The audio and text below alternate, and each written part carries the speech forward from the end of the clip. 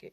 Bah écoutez, c'est avec grand plaisir vraiment que je réceptionne les cheveux de vos filles. Depuis 2 semaines, les appels ne diminuent pas pour Tiffaine. Déjà 8 personnes sont venues faire don de leurs cheveux à la coiffeuse et encore 5 autres ont rendez-vous d'ici lundi. Ces cheveux partiront ensuite chez un perruquier en Italie qui a gracieusement proposé son aide sur le groupe Facebook Crans-Montana Solidarité. L'incendie mortel en Suisse a particulièrement touché ces jeunes mamans, clientes comme coiffeuses. Mon fils a 18 ans, il aurait pu être là-bas, hein.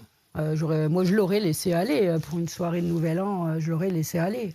Donc forcément, on ne peut pas être indifférent à ce drame, aux familles, aux enfants. Donc je voyais beaucoup de publications et puis je suis tombée sur ce groupe. Et du coup, j'ai cliqué. Seul le shampoing et le séchage sont facturés aux clients. Ceux-ci doivent se faire couper au minimum 20 cm de cheveux. Un détail pour Flavie, qui avait déjà fait un don du sang aux victimes du drame. J'aime beaucoup faire des dons quand je peux le faire. Donc je me suis dit, là c'est l'occasion de faire des dons de cheveux. Moi ça repousse, donc j'ai dit les personnes qui en ont besoin, ils en ont plus besoin que moi. Donc voilà. Non loin de là, à Gilet, Meggy aussi avait rendez-vous pour la même initiative.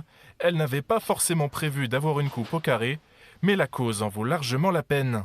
Je voulais pas forcément couper aussi court, mais voilà, je préfère couper plus court pour une personne qui a été brûlée à cet événement et puis que ça contribue à quelque chose, que ça soit jeté à la poubelle. C'est terrible, ces pauvres jeunes, ils vont devoir se reconstruire. On sait tous que c'est quand même notre féminité, nos cheveux.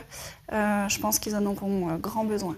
Au-delà de la solidarité pour les grands brûlés de Crans-Montana, une partie de ces cheveux pourra également être destinée aux malades atteints de leucémie ou encore de cancer.